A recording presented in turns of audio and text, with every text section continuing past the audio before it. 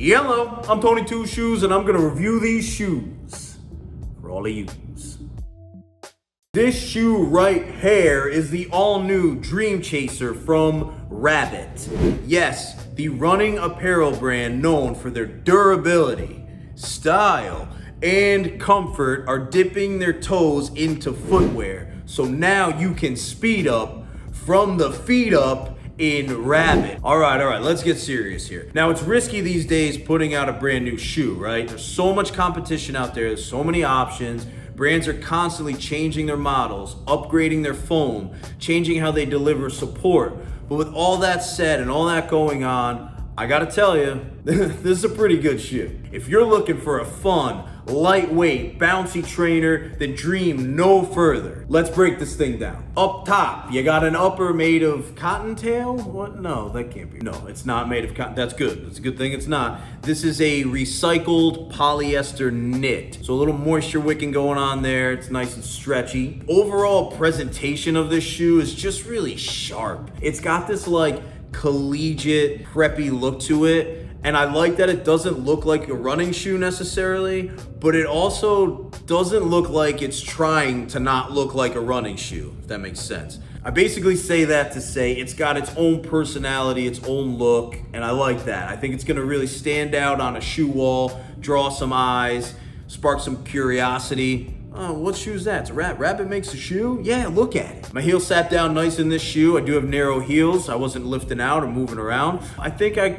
would have liked a little more sidewall situation here, but that's really just for me and my low arches. That's really just a me thing. That's not a negative or a complaint here. Just, I guess if I were gonna make a shoe for me, I would lift the sidewalls a little bit. Didn't really affect the ride or how I felt about it. It fit true to size. It fit the way I like my shoes to fit, so that was great as well. Underneath the foot, you have this blue maca insole, which is very, very durable, and this top layer here, very velvety, kind of like a red carpet sort of vibe. So just the initial step-in of the shoe already was good. Now for the cushioning, this is Flowstate Foam, which is a really cool name. It's an EPTU blend, so basically you're getting your traditional EVA foam in most running shoes, as well as some of your PIBA foam that's in more racing performance shoes. So you get a little bit of like best of both worlds. So bouncy, responsive, fun, but also sturdy. Now some of the sturdiness of the shoe is also because of the Carbon Trax. So you got two Carbon Trax on the like outer midfoot of the shoe. So what that does is that adds a little bit of stability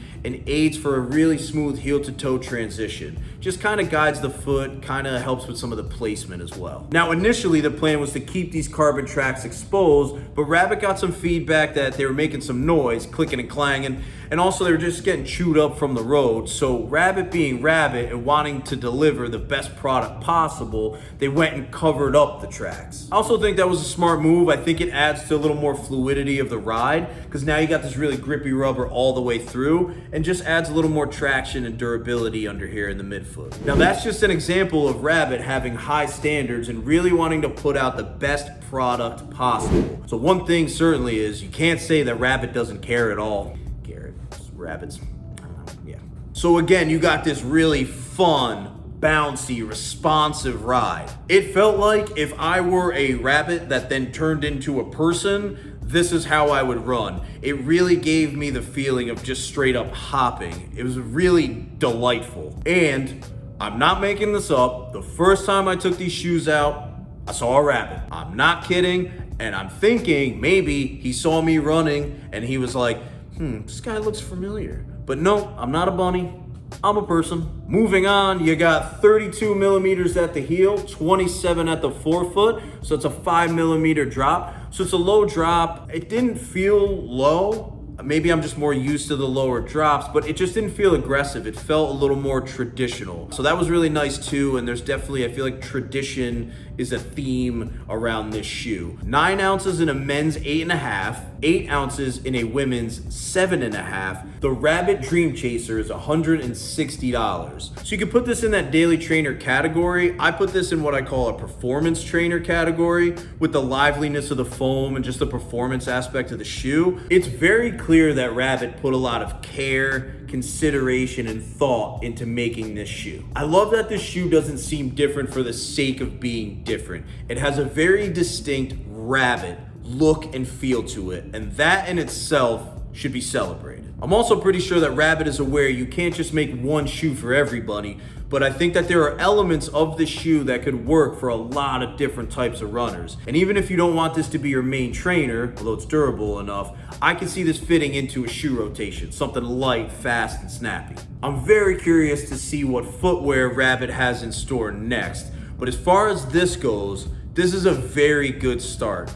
And I also am grateful I got to run in it and test it and review it. So thank you, Rabbit, for this opportunity. I give the Rabbit Dream Chaser 2 shoes up. I'm Tony 2 Shoes. I just reviewed these shoes for all of yous, for Rabbit, and for Fleet Feet. Shop local, run together.